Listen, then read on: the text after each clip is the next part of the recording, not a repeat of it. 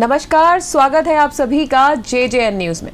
इस वक्त की खास खबरों में आप सभी का स्वागत है। शुरू करते हैं पहली खास खबर से। कुमाऊं मंडल के नवनियुक्त DIG योगेंद्र सिंह रावत आज हल्द्वानी पहुंचे हैं, जहां उन्होंने प्रेस कॉन्फ्रेंस करते हुए कुमाऊं मंडल के लिए अपनी प्राथमिकताएं बताई। इस दौरान उन्होंने कहा कि कुमाऊं मंडल में बढ़ते नशे के साथ ही जमीनों पर हो रही धोखाधड़ी पर उनका विशेष फोकस रहेगा। इसके साथ ही साइबर क्राइम और ड्रग्स को लेकर भी लोगों को जागरूक किया जाएगा।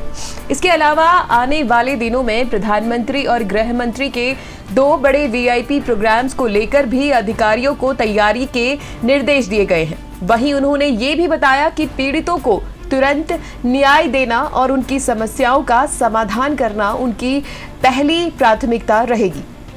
मेरी जो पहली प्राथमिकता है वो एक रिस्पॉन्सिव पुलिस को बनाने की, जिसमें कि हम कोई भी पीड़ित हमारे पास आता है उसको हम ध्यान से उसकी बात को सुने, त्वरित उसको न्याय दें और समाधान से उसको अवगत भी कराएं।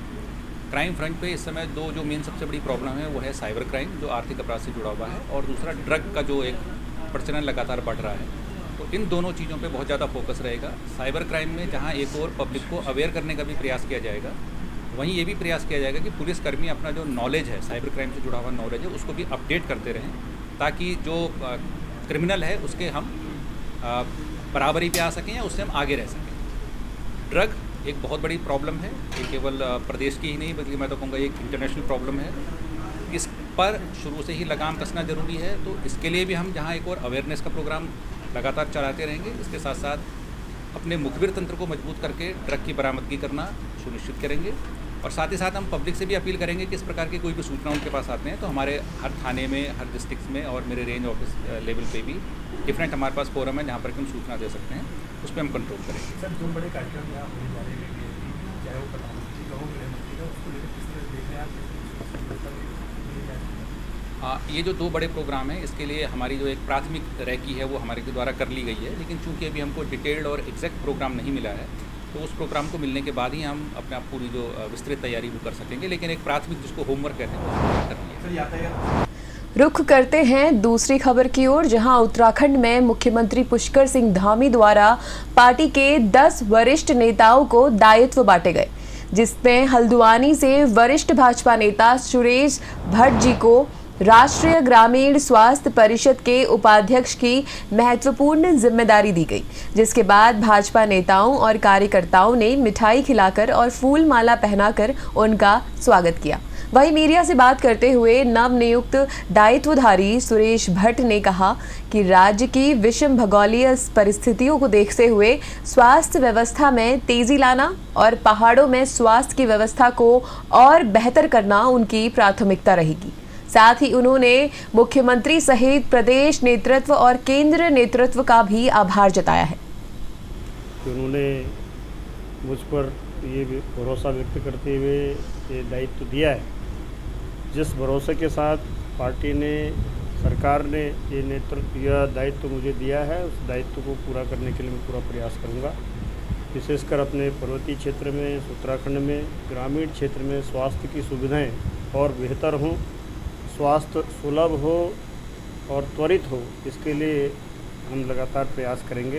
केंद्र और राज्य सरकार के द्वारा जो भी इस पर काम किए जा रहे हैं उस पर और गति मिले, इसके लिए मैं अपना पूरा प्रयास करूँगा। सर, पहाड़ों के मरीज चलिए तीसरी खबर की तरफ रुख करते हैं, जहां कोटाबाग ब्लॉक के अंतर्गत न्याय पंचायत बेलपड़ाव में पोषण माह का आयोजन किया गया, जिसके चलते आशा कार्यकर्ताओं ने स्कूटी रैली निकाली और जानकारी देने के साथ साथ कुपोषण को दूर भगाने के संदर्भ में चर्चा भी की। वहीं रैली कार्यक्रम के दौरान सुपरवाइजर पूनम गोस्वामी द्वारा लोगों को जागरूक करने के साथ साथ सशक्त भारत पोषण भारत का कार्यक्रम आयोजित किया गया। ऐसे में इस कार्यक्रम के दौरान क्षेत्र की सभी आशा कार्यकर्ती मौजूद रही।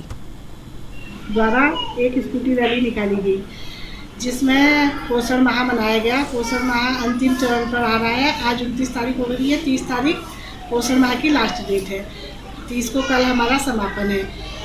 30 से पहले आज 29 को हमने बेलपड़ाव में एक स्कूटी रैली निकाली, जिसमें सभी 32 आंगनबाड़ी वर्कर हैं बेलपड़ाव क्षेत्र में। 32 की 32 वर्करों द्वारा भाग लिया गया और वर्करों द्वारा रैली में जागरूकता फैलाई गई।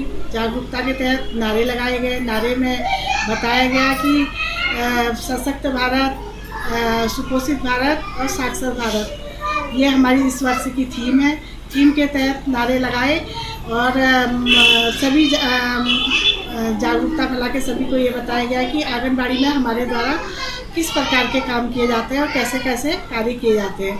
तो नारे के तहत बताया गया कि आंगनबाड़ी आना है, गोद भराई करानी है, आंगनबाड़ी आना है, कुपोषण को दूर भगाना है, आंगनबाड़ी आना है, स्तनपान करवाना है, आंगनबाड़ी आना है,